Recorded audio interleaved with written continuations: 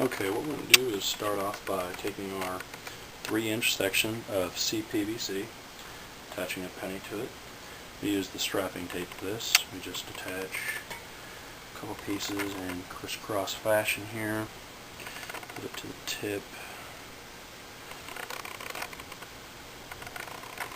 like so. I actually do this 2 more times, because what we want to do is make sure this penny does not shift in any way during the lifetime of the arrow, and allow the arrow shaft to puncture through. After doing that, I go around it one more time just to make sure all these pieces are held down securely and safely. There we go. No problem. It's not that arrow, that penny is not coming off of that at all. Next, we're going to take our piece of fun noodle. Now what we've done is we've measured up about the width of your CPVC up, drawn a line around the piece of 2.5-inch noodle, and actually shaved it down at an angle and created more of a better way for the air to pass over the arrowhead as it flies. Now what we're going to do is 2 inches down, or 2.5 inches roughly down from the tip of the shaft, I'm just going to mark a line.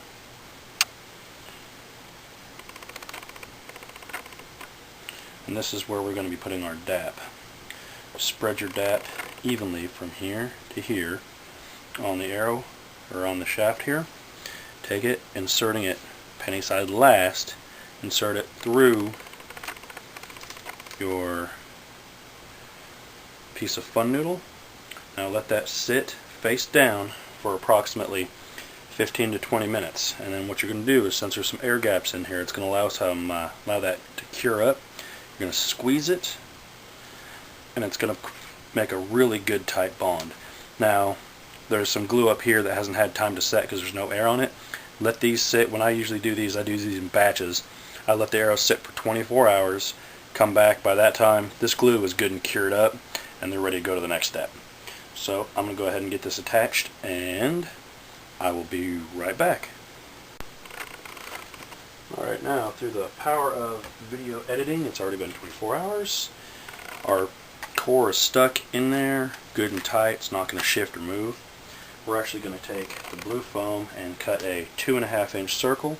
A good thing you can do, a nice little easy trick, is get a Campbell's soup can, cut off the top, because there's an inner lip on all those pop cans. Cut off that top, sharpen it, and then this itself will actually is exactly 2.5 inches wide. Put it on your blue foam here. Give it some twists, and it will cut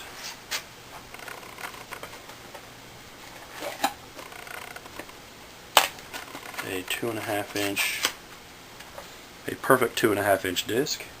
Again, use your DAP now. Apply some of this to here, some of this to here. Let it cure for about 15-20 minutes. Use your fingers as a guide. Place it on there. Once it makes contact, it's ready to go. And then we'll go ahead and do the same thing with this yard ball. You apply your glue here. Apply your glue here. 15-20 minutes for cure. Use your fingertip as a guide. Stick it to there. Make sure it's good and stuck together. And these should not come apart. Now, we'll go ahead and get these glued up and show you the next step. Alright, now that we've got this totally glued up, it's secured, it's not going to go anywhere, this is pretty much your finished arrowhead. You got 2 inches from the tip to the base here of foam, which is minimum striking requirements. These gamma, if you can get gamma balls, the yard balls, these are fantastic for making arrowheads. We take a piece of cloth, toss it over here, get it as centered up as possible, kind of fold all your edges down. Take your electrical tape, and there's a lip. The lip right below the yard ball that's right on the blue camp pad is what you're aiming for to get this started.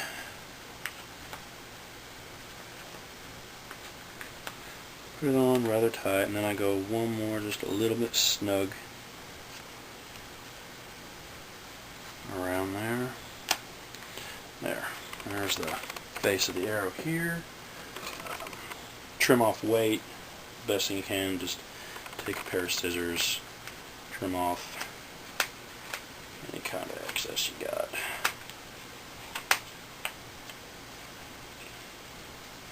You can actually make custom covers smaller and everything. This just happens to be a square that I had laying around. Remember, do not use blue, do not use black, do not use gray, and do not use orange.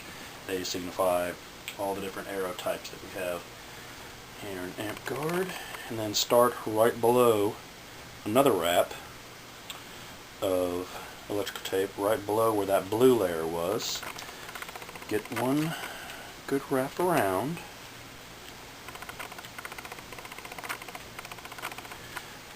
And then start going down, overlapping about a half layer each time with decent pressure. What you're doing is just maximizing the stability here of this fun noodle so it won't shift around or bend or anything like that. There you go. There we go. Now this arrowhead is not going anywhere.